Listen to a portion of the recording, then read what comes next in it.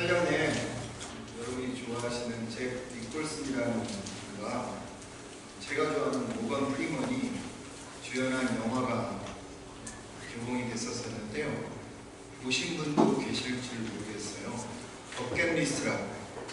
버킷리스트라고 하는 영화가 그때 이제 개봉이 됐는데, 그 이후로부터 버킷리스트라는 단어들을 많이 사용하게 되었습니다. 처음 들어보시나요? 버킷리스트?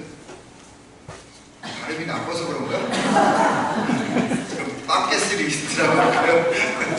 버킷리스트라고 하는 영화가 나왔는데, 그러니까 죽기 전에 하고 싶은 일, 평생 해보고 싶은 일을 이렇게 리스트를 만들어서 한다라는 의미에서 버킷리스트라고 이렇게 말합니다.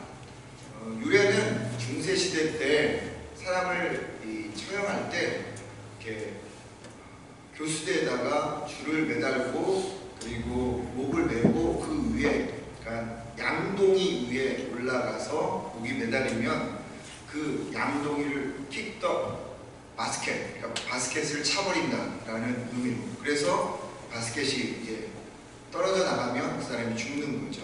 그래서 버킷리스트라고 해서 양동이를 차다, 그런 의미입니다. 평생 한 번쯤 해보고 싶은 일, 혹은 죽기 전에 해야 할 일을 말할 때 버킷리스트라고 이야기를 합니다. 이 영화 버킷리스트를 보면은요, 두 사람이 갑작스럽게 죽음을 맞이합니다. 정신없이 살다가 이 니콜슨이라고 하는 사람과 프리먼이라는 사람이 한 병동에 입원을 해서 우리가 죽기 전에 10가지 정도 다시 한번 꼭 해보고 싶은 것을 해보자, 그렇게 리스트를 적습니다. 지난주에 말씀드린 것처럼 엉뚱한 친절이나 정신 나간 선행을 낯선 사람들에게 좀 해보자. 혹시 해보셨나요? 지난 한 주간 동안? 네, 하셨으리라 생각하고, 눈물 날 때까지 웃어보기, 그리고 스카이다이빙. 근데 이 두 사람이 나이가 많으신 분들이세요. 젊은 사람이 아니라 나이가 많으신 분들인데, 스카이다이빙, 오토바이로 만리장성 질주하기, 세렝게티에서 호랑이 사냥하기, 뭐 이런 일들을 10가지를 쭉 줬습니다. 저도 생각해봤어요. 제가 뭘 죽기 전에 해보면 좋을까, 생각을 해보니까 예전에 벌써 한 20년 됐는데, 네, 성지순례를 갔다 오고 나서는 지금까지 가보지 못해서 성지순례 다시 가보기, 그리고 벌써 20-30년 전에 만났던 친구 다시 한번 찾아가서 만나보기, 그리고 산티아고에 있는 그 순례길이 있거든요. 한번 거기를 그냥 걸어 가보기, 예수원 같은 데서 한 며칠 동안 있어보기, 카리브 해안에서 그냥 아무것도 안 하고 그냥 주는 대로 다 먹고 쉬는 그런 일을 해보기, 여러 가지 생각을 해봤습니다. 여러분들 집에 가서 한 10가지 정도 적어보시면 어떨까 생각을 해봅니다. 이 버킷리스트라는 영어가 그런데 우리에게 말해주는 메시지가 한 가지가 있어요. 그것은 누구와 함께 시간을 보내느냐.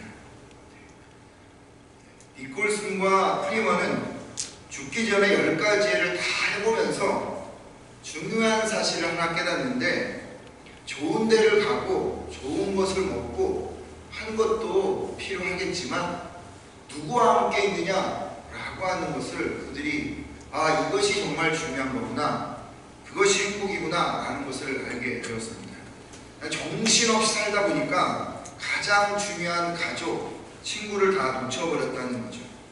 여러분, 그렇습니다. 아무리 우리가 버킷리스트를 정해서 좋은 곳을 가고 맛있는 음식을 먹으면서 평생 꿈꾸던 일을 한다 해도 이 소중한 사람들, 가족과 친구를 놓치면 큰 의미가 없다고 하는 거죠. 역으로 사랑하는 가족과 친구, 그리고 소중한 누구와 함께 했다면 비록 죽음을 눈앞에 두었다 할지라도 그는 행복한 삶을 살다 가는 것이다 라는 생각을 해보게 됩니다. 그럼 예수님은 어떠했을까요? 오늘의 종려주일이라고 몇 차례 이야기를 반복하고 있는데, 종려주일은 오늘 본문 13절에서 말씀 나온 것처럼 예루살렘 성에 예수님께서 낙이 타고 들어갈 때 남녀노소 할 것 없이 종려나무라는 가지를 꺾어서 환호하면서 예수님을 맞이하는 것에서 유래됩니다. 그래서 종려주일이라고 이야기하는데, 이 종려주일로부터 5일 후에 예수님은 죽습니다. 그러니까 예수님은 5일밖에 시간이 남지 않은 상황이었습니다. 5일밖에 남지 않는 상황 속에서 예수님께서도 해보고 싶은 버킷리스트가 있을 거라 이런 생각을 해보는 거죠. 여러분, 예수님은요 갑작스레 죽으신 것이 아닙니다. 또 예상하지 못한 죽음을 맞이한 것도 아니었습니다. 이미 예수님은요 당신이 죽을 것을 알고 계셨고 시간 될 때마다 사람들에게 예고를 했습니다. 예를 들자면 가이사랴 빌립보에서 제자들에게 다 죽을 거야 라고 이야기를 했고요, 갈릴리를 지나갈 때 사람들한테도 두 번째로 다 예루살렘에서 죽게 된다라고 예고했습니다. 그리고 세 번째, 예루살렘으로 이제 죽으러 가는 과정 속에서도 또 한 번 나는 곧 죽는다라고 예수님은 예고한 것이죠. 처럼 예수님은 언제 죽을지 어떻게 죽을지 다 알고 있었습니다. 그렇다면 오늘 예루살렘에 들어가는 이 종료일부터 십자가에 못 박히는 금요일까지, 금요일날 예수님이 죽으셔요. 주일날 들어갔다가 금요일날 죽으시는데, 이제 5일밖에 남지 않았다는 것을 예수님이 알았다면 얼마나 마음이 조급하겠습니까? 나에게 5일밖에 시간이 남지 않았다면 마음이 얼마나 조급하겠어요. 그동안 소홀히 했던 사람들에 대해서 찾아가기도 하고, 아까 말씀드렸던 것처럼 더 정말 즐거운 시간도 보내고 맛있는 것도 먹고, 예수님도 아마 5일이라고 하는 시간밖에 남지 않았다는 것을 생각해보면 그동안 3년 동안 열심히 사역하다 보니까 어머니 마리아와 같이 지낸 시간이 별로 없었거든요. 그래서 어머니랑 같이 보내고 싶고 형제들과 같이 보내고 싶은 마음이 그 안에도 있었을 것입니다. 아니면 아직까지도 3년 동안 가르치고 가르쳤는데도 딴소리하고 있는 이 제자들을 그냥 정말 완전히 몰입시켜서 가르치고 싶었을 마음도 있었을 것이고요, 3년 동안 정신없이 사역하느라 제대로 먹어보는 것 없어서 맛있게 한번 먹고 죽어야 되겠다는 생각도 해보셨을 것입니다.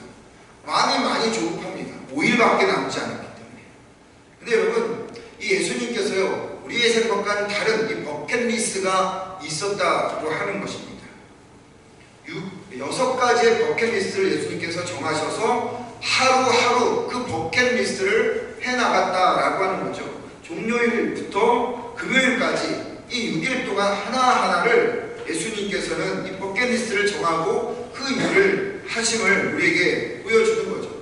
오늘은 이 종료주일이기 때문에 종료주일만 제가 읽었지, 오늘부터 시작해서 금요일까지 매일매일 예수님이 하신 버킷리스트가 있는데 그 이야기를 오늘 간단하게 좀 해보도록 하겠습니다. 첫 번째, 예수님의 버킷리스트는요 어린 나귀 새끼를 타고 예루살렘에 입성하는 것이었습니다. 예수님께서 남은 시간이 5일밖에 되지 않는데 예수님이 어린 나귀를 타고 예루살렘 성에 들어갑니다.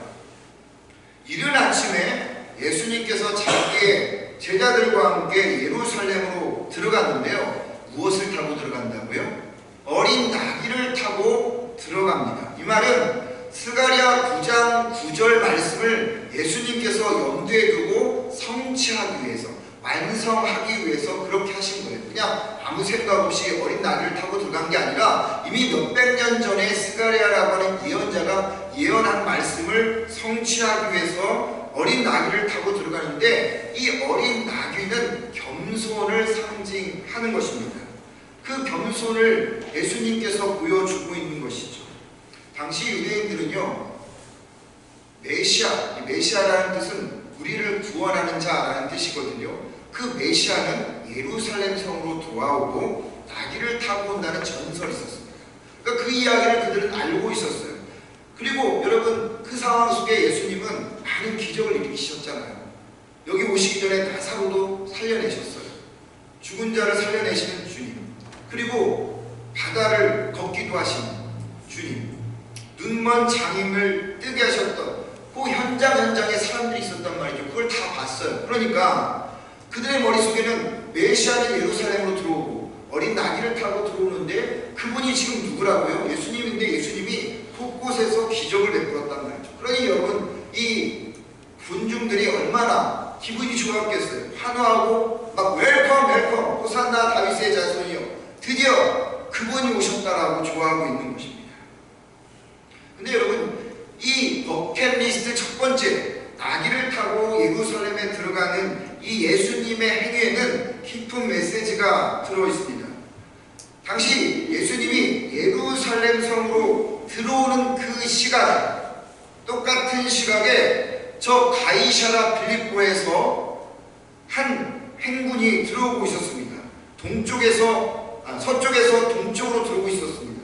그리고 예수님은 동쪽에서 서쪽으로 들어가고 있는 같은 시각에 로마의 황제의 대리인이라고 하던 빌라도가 군대를 이끌고 이 예루살렘 성으로 아침 일찍 들어오고 있었습니다. 혹시 여러분 제가 예전에 말씀드렸는데 이 로마 군인들은요 갑옷이 어떤 옷이냐면 황금색입니다. 황금 비닐로 이렇게 만들었습니다. 근데 이른 아침에 지금 서쪽에서 뭐가 떠오르고 동쪽에서 뭐가 떠오르고 있죠? 햇볕이 떠오르고 있습니다. 그 햇볕이 떠오르는 동쪽을 향해서 빌라도와 로마 군대가 황금 갑옷을 입고 들어가고 있는 것이에요. 그러면 여러분 이 예루살렘의 그 모습을 보는 사람들이 어떠했을까요? 정말 어마무시했겠죠. 빛이 강하게 그 사람들에게 비쳤을 것입니다. 예루살렘의 강한 빛이 비쳤다는 거죠. 이게 뭔지 아세요? 이것이 로마다라는 겁니다. 이것이 세상이다라고 하는 겁니다. 이렇게 엄청난 빛을 발하는 이것이 세상 힘이다라고 보여주고 있는 거죠. 빌라도가 그 많은 무리들을 데리고 이제 예루살렘 성으로 들어가요. 그 힘이 예루살렘 모든 사람들을 압도합니다. 그런데 똑같은 시간에 동쪽에서 예수님께서 이제 베다니를 거쳐서 베세다를 거쳐서 예루살렘으로 돌아옵니다.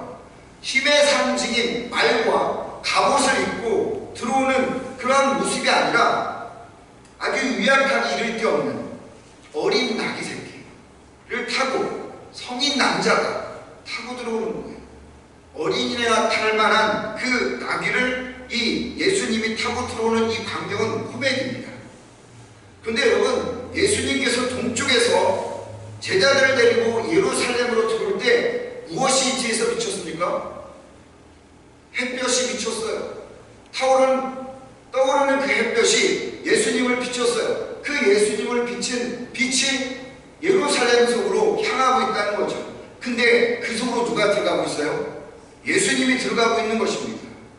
이것이 힘이다라고 보여주는 로마 군대들과 빛 속으로 들어가는 예수님의 모습, 이것이 이 당시 종료주일에 맞부딪힌 상황이라고 하는 것이죠. 빛과 함께 하나님의 임재의 상징이라고 하는 그 성전으로 예수님이 지금 들어가고 있는 것입니다. 서진하는 예수님과 동진하는 빌라도가 만나는 예루살렘. 여러분 이 예루살렘은요 어떤 곳이냐면 빛과 어둠이 함께 공존했던 곳입니다.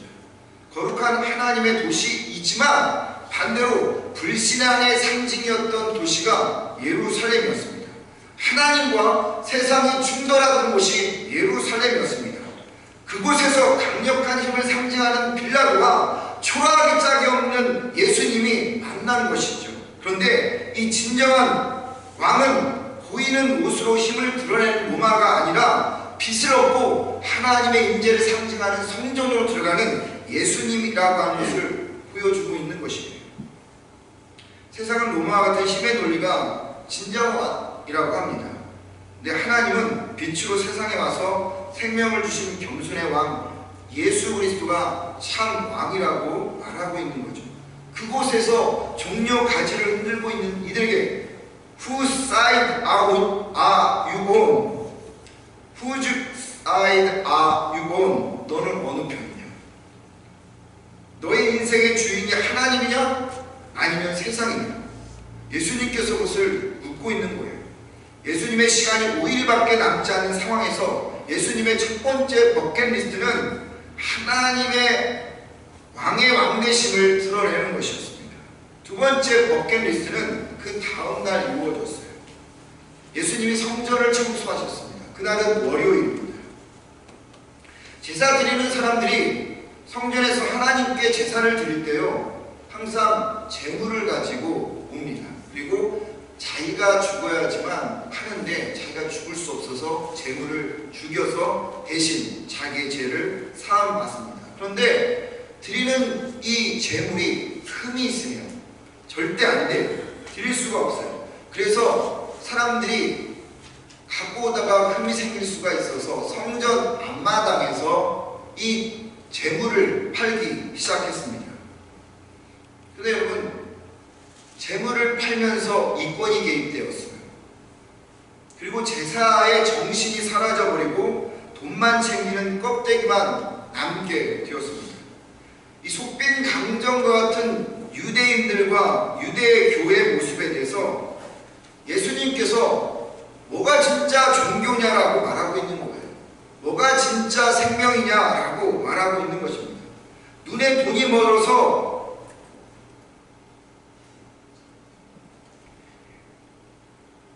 예수님 앞에서 살아가는 그 사람들을 예수님께서 다 상을 뒤집어 엎어서 그것을 책망하고 있는 거예요.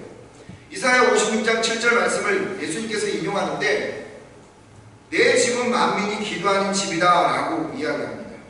유대인들은요, 성전은 유대인들만 사용하는 거라 생각했습니다.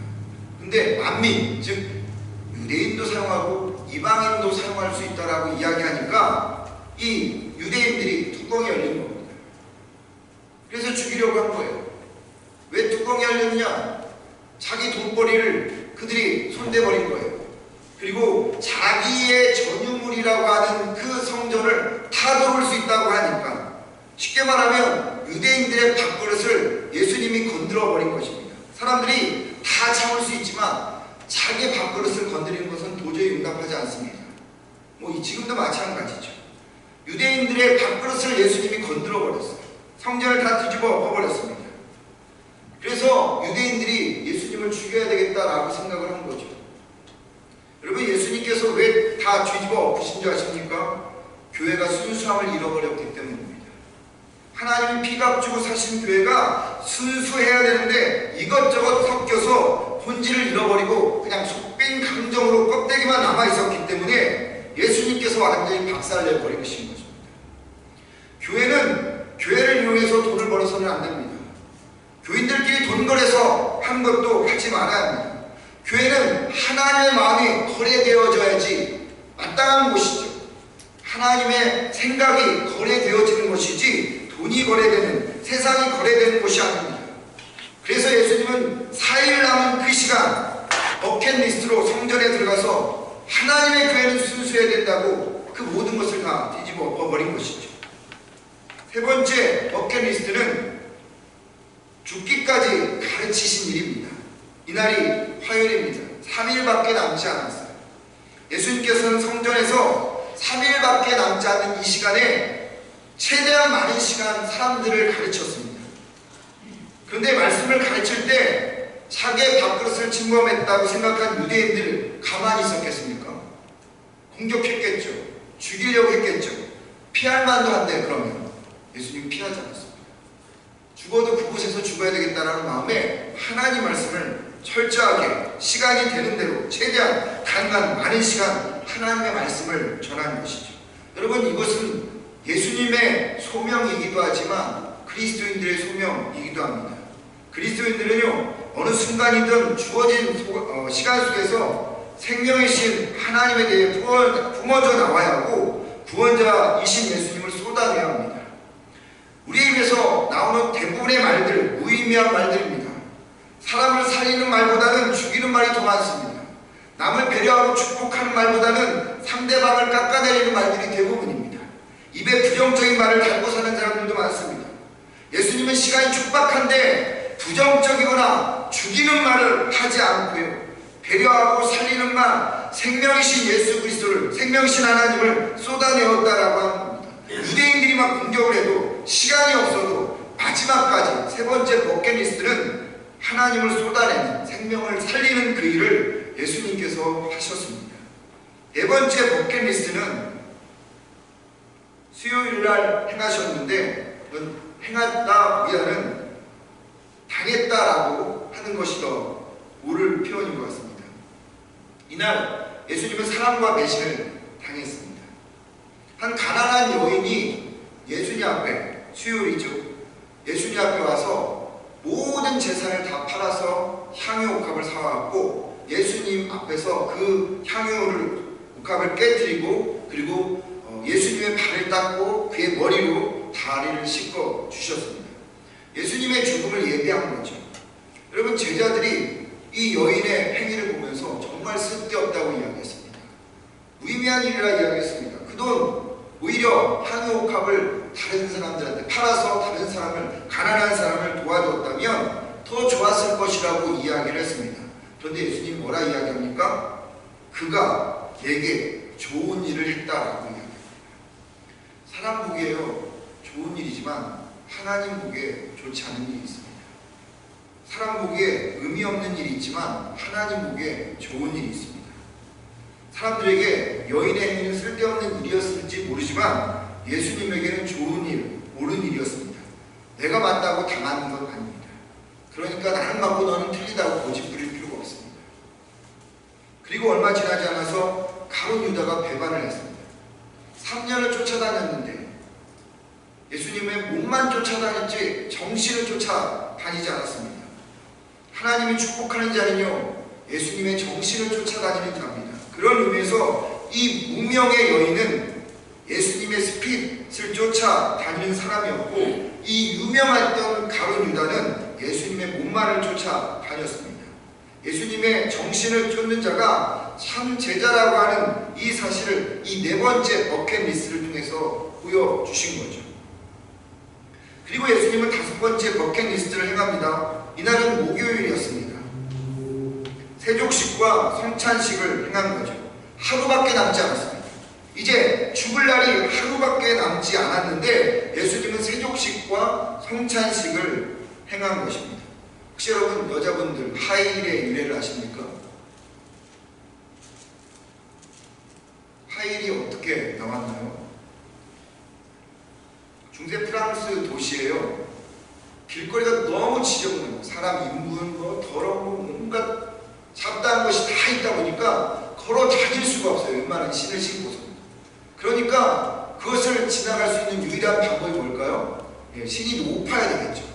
그래서 하이힐이 거기서 나온 거죠. 향수가 왜 나왔겠습니까? 하도 지저분한데 여러분 프랑스에서 나온 것도 별로 그렇게 유래가 별로 좋은 건 없는 것 같아요. 향수도 그 냄새가 사람의 인분의 냄새, 지저분한 냄새가 배니까 다 그것을 뿌리기 위해서 향수가 나오기도 했고요. 때로는 막 가다가 다 물에서 막 떨어지는 게 많아요. 그러니까 뭐가 필요했겠습니까? 우산이 필요했겠죠. 양산이 그래서 필요하고 그래서 프랑스에서 그런 것들이 많이 나오는 겁니다. 비슷한 도시가 예루살렘이었습니다. 예루살렘에는요 세 구역이 되어 있습니다. 상부도시, 하부도시, 성전. 상부도시는 잘 사는 사람들이 살았습니다. 하부도시는 못 사는 사람들이 살았습니다. 그러다 보니까 상하수 시설이 없어갖고 무척이나 물도 없었고 더러웠던 곳이었습니다. 이 하부도시와 연결된 곳이 게헨나라고 하는 흰눈의 골짜기가 있었습니다. 흰눈의 골짜기 나중에 게헨나라고 하는데 이것을 뭐라고 표현하죠? 계시록에는 지옥이라고 표현합니다. 정말 지옥처럼 더러운 곳이 이 하부도시였다고 하는 것입니다. 그런 곳에 여러분 그 당시에는 하이힐이 없었어요. 뭘 신고 다녔겠습니까? 그들은 다 샌들을 신고 다녔어요. 그런 지저분한 곳을 다니다 보면 발이 너무 냄새도 나고 지저분해지는 거예요. 그러면 집에 들어가면 이 주인이 들어가면 누가 그 발을 닦아줍니까? 종들이 닦아주는 거예요. 종들이 그 발을 다 닦아주는 것입니다.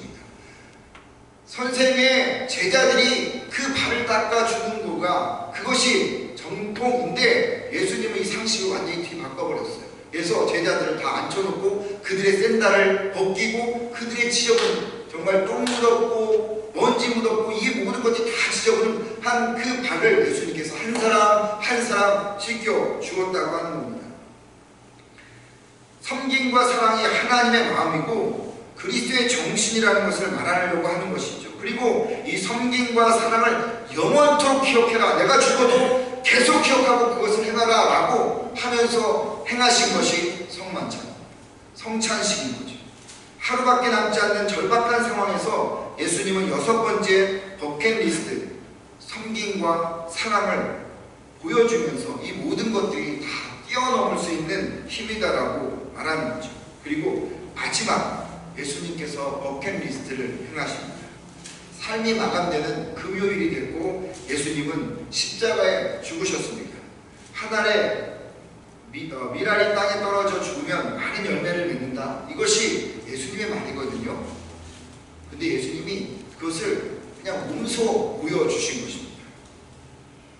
목요일 저녁에 붙잡히신 예수님이요, 아침에 판결을 받고 빌라도에게 아침 9시에 이제 십자가의 못을 박힙니다. 금요일날. 그리고 3시에 운명을 달리하는데, 그리고 아리마대 요셉에 의해서 예수님께서 이제 토요일과 주일까지 그 시체가 안치가 되죠. 여러분, 마음만 먹으면 예수님 죽지 않을 수도 있었습니다. 그런데 예수님이 죽으신 이유가 무엇일까요? 하나님은 우리가 세상에서 승리하기를 원하십니다. 축복된 삶을 살아가기를 원해요. 그래서 그 방법을 알려주셨어요. 그래서 그 방법을 가지고 오신 분이 예수님입니다. 예수님이 그것을 몸소 실천해 주셨어요. 뭘까요? 그게 십자가에 죽는 겁니다. 하나님은 우리를 축복하시기 원합니다. 하나님은 우리를 세상에서 승리하기를 원하십니다. 그 방법이 뭐냐? 십자가에 죽는 겁니다. 십자가에 죽을 때 비로소 우리가 승리할 수 있다라고 하는 겁니다. 십자가의 원리가 뭔지 아십니까? 내가 죽을 때 많은 열매를 맺는 것입니다. 예수님이 죽으심으로 모든 것이 부활케 되어진 것처럼 내가 죽을 때 내가 사는 것이에요. 내가 죽을 때 십자가에 내 가정이 사는 것입니다. 내가 죽을 때 교회가 살아나는 것이죠. 그리스도의 최대의 신앙은 뭐냐? 내가 죽는 것입니다. 내가 그리스도와 함께 십자가에 못 박혔나니 그런즉 이제는 내가 사는 것이 아니오 오직 내 안에 예수께서 사는 것이라. 내가 살아있으니까 부활을 경험하지 못하는 것입니다. 내가 여전히 살아있으니까 내 가정이 어려운 거예요. 내가 살아있으니까 내 공동체가 힘이 든 것입니다. 내가 죽어보십시오. 내 자존심이 죽어보십시오. 내 자아가 죽어보십시오. 그러면 살아나게 되어 있습니다. 이것을 누가 보여주셨어요? 예수님이 마지막 버킷리스트로 보여주신 것입니다. 그렇게 일주일 동안 6개의 버킷리스트를 행하셨던 주님. 예루살렘에 들어가셨고 성전을 정하셨고 말씀을 가르치셨고 사랑과 배신을 경험했고 세족식과 성찬식을 행했고 그리고 죽으셨던 이 예수님. 죽기 전에 하고 싶은 일, 평생 해보고 싶은 일이라고는 너무 재미없고 너무 무겁다는 생각을 해보죠. 예수님 좀 다른 일을 좀 해보셨으면 좋았을 텐데. 그래서 우리는 이 6가지의 버킷리스트를 행하신 예수님을 보면서 어쩌면 마음속으로 불행하신 예수님이라고 생각할 수도 있겠습니다. 하지만 저는 그렇게 생각하지 않습니다. 우리와 다른 6가지 버킷리스트를 행하신 예수님은 저는 불행하지 않았다 생각합니다. 그는 행복했다라고 생각합니다. 왠지 아십니까? 그분에게는 함께하는 사람들이 있었기 때문입니다. 함께하는 자들이 어떠한 태도를 취하는 건 상관이 없어요. 왜냐? 예수님이 그들을 사랑하셨기 때문에. 그들이 배반을 했던, 그들이 못된 짓을 했던, 그들이 어떤 모습을 보였든 그냥 예수님은 그들을 사랑했기 때문에 그렇게 버킷리스트를 6일 동안 행하는 그 모습 속에서 불행이 아니라 행복함을 예수님께서는 보였다고 하는 거죠. 가룟 유다처럼 배반하는 사람도 있고 목숨 앞에서 주랭랑을 치던 베드로와 요한도 있고 마지막 죽음의 자리를 지키던 여인과 같이 각각 다른 태도를 가지고 있는 사람들이 있었지만 그들 자체만으로도 예수님은 소중한 그들이 분이기 때문에 마지막 일주일을 행복하다고 보냈다고 생각합니다. 여러분, 우리가 하나님 앞에 예수님 앞에 어떤 모습이든지 그분이 우리를 사랑하시기 때문에 예수님은 행복하신 거예요. 그래서 내가 죽기 전에 이것을 해보고 싶다. 시간 조금 더 있으면 이런 것을 했었으면 좋겠다 라고 예수님께서 말하지 않고 마지막 말씀이 뭐였죠? 다 이루었다 라고 이야기했습니다. 사랑하는 사람을 마음껏 사랑하다가 내가 이제 간다, 그래서 다 이루었다라고 예수님께서 이야기하신 것입니다. 예수님은 아쉬움이 없었어요. 여러분, 윤동주의 서시와 함께 유명한 시가 십자가라는 시입니다. 쫓아오던 햇빛인데 지금 교회당 꼭대기 십자가에 걸리었습니다. 천탑이 저렇게도 높은데 어떻게 올라갈 수 있을까요? 종소리도 들려오지 않는데 휘파람이나 불며 서성거리다가 괴로워하던 사나이 행복한 예수 그리스도에게처럼 십자가가 허락된다면 모가지를 드리우고 꽃처럼 피어나는 피를 어두워가는 하늘 밑에 조용히 뿌리겠습니다. 죽음 앞에 괴로웠지만 예수님은 사랑할 수 있는 사람들이 있었기 때문에 행복하신 예수님이었습니다. 예수님은 일주일 동안 고난을 당했지만 우리가 있었기에, 우리 여러분 한 사람 한 사람들이 있었기 때문에 행복하신 분이었습니다. 사랑하는 사람을 위해 살다가 사랑하는 사람을 위해서 죽는다면 그것처럼 행복한 일은 없다고 하는 거죠. 저는 예수님께서요, 종로 주일에 나귀를 타고 들어갈 때 많은 사람이 호산나 호산나 다윗의 자손이여 라고 이렇게 외칠 때 예수님도 같이 그게 노래처럼 들리는, 그래서 그런 노래를 부르고 갔다는 생각도 해봅니다. 그래서 문득 예수님은 이런 노래를 나귀에 타고 가시지 않았을까, 이런 생각을 해봐요. 한번 들어보겠습니다.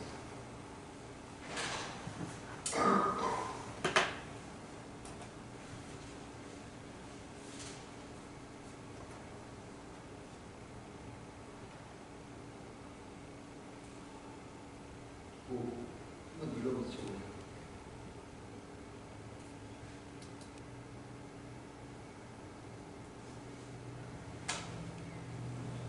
이쪽으로 가세요.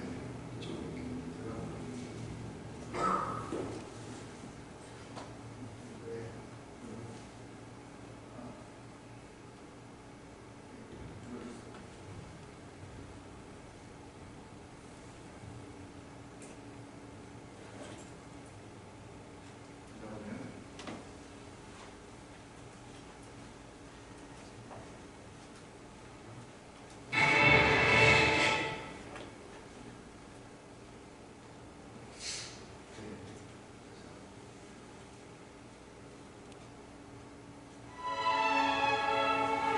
문득 이 노래가 생각이 나요. 그래서 이 노래가 예수님께서 나귀를 타고 들어가실 때 불렀던 노래가 아닐까요? 내가 간 길이 험하고 멀지라도 그대 함께 간다면 좋겠네. 우리 간 길의 아침 햇살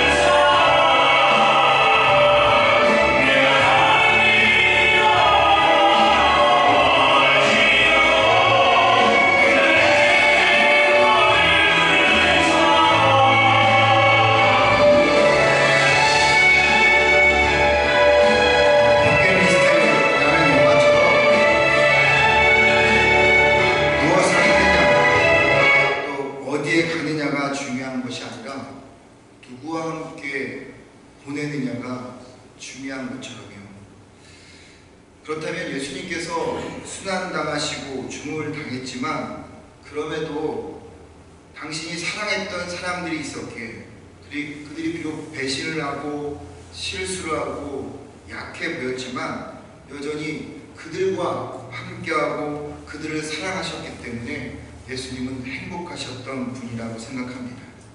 사랑하는 사람들이 있기 때문에 행복한 것이죠. 그런 의미에서 이 종료주일과 이번 고난주일은 예수님이 피하고 싶은 시간들이 아니라 행복함을 누리는 시간들이었다고 한, 왠지 아십니까? 여러분이 있고 제가 있기 때문입니다. 나를 위해서 고난도 기꺼이 받으시면서 행복해 하셨던 예수님을 생각하면서 이 고난주간을 사랑하는 주님과 사랑하는 사람과 함께 함께하기를 주의 이름으로 축원을 드립니다. 기도하겠습니다.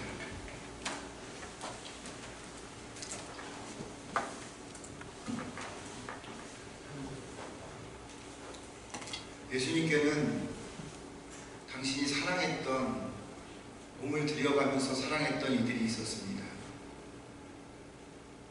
육체적으로 아팠지만, 고통스럽고 피하고 싶었지만, 그러나 그 마음은, 그 정신은 아버지 행복하였고 그들과 하나님 마음껏 사랑하다 간다는 것에 결코 후회함이 없는, 아쉬움이 없는 충분이었을 것입니다.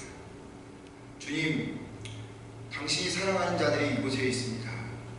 때로는 하나님 앞에서 믿음으로 살아가기도 하고, 때로는 아버지 실수도 하고 연약하지만 그럼에도 당신은 바로 그런 우리를 위해서 십자가에 죽으셨고 사랑하셨습니다. 그 사랑을 우리가 아는 자로서 하나님, 우리가 이번 한 주간 동안 그 사랑하셨던 주님과 보낼 수 있게 해주시고 또 내 사랑하는 이들과 함께하는 시간들을 가질 수 있게 하여 주옵소서. 아버지 하나님, 그것이 주님께서 죽으신 목적이라고 하는 사실을 우리가 깨닫는 귀한 고난의 주간이 되게 하여 주옵소서. 예수님의 이름으로 기도드립니다. 아멘.